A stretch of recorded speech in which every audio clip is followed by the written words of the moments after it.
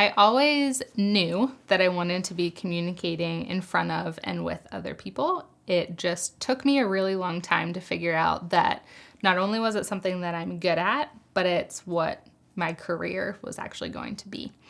And I think the best way to kind of explain what I mean is through a story.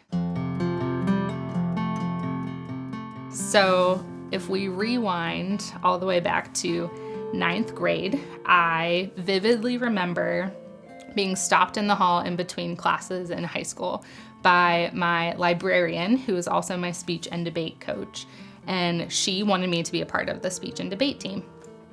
My gut reaction was, no way. Speech and debate sounded like this conflict, argument-laden scenario, and I wanted nothing to do with it. So I said no, and then she tried to convince me to be a part of it in a different way, by being a persuasive speaker. What this meant was I had time to write a speech, memorize it, and give it over and over and over again at competitions for a whole year. More up my alley. So I said yes, and I started engaging in that process, and my speech that year was titled, "Take a Chance on Romance."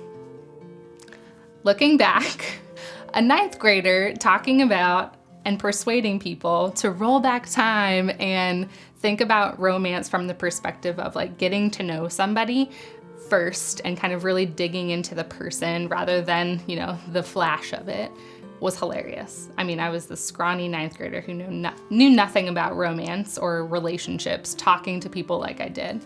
But I killed it. Like, I was really good at it, and some say that I peaked in the 9th grade when it came to speech and debate, because it was the only year that I did really well.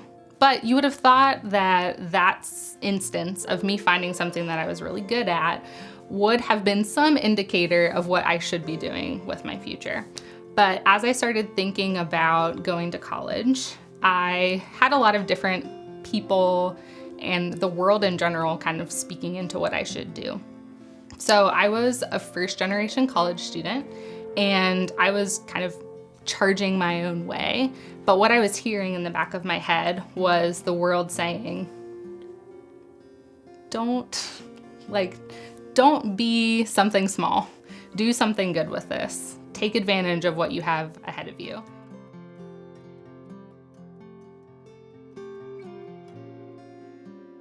My first speech was a speech titled "The Importance of Human Connection."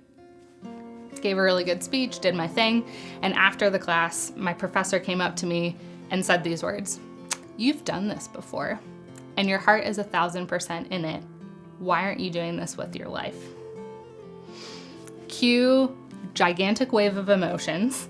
I felt like seen and affirmed by someone that I didn't really know, who saw this piece of me that I was good at and that I liked doing, but I didn't want to say that myself. And I want to take on the roles that my public speaking professor and my librarian/debate coach did in my life, where I'm speaking into places, into students' lives where they might not know that they're good at something, or they do know that they're good at something and they don't want to think about it, and having those good conversations to see what comes of it. So here I am. I'm kind of coming back to 9th grade, thinking about romance, thinking about human communication, thinking about how we connect with other people through the words that we say and the situations that we're in, and doing that while being able to hopefully speak into the lives of students too.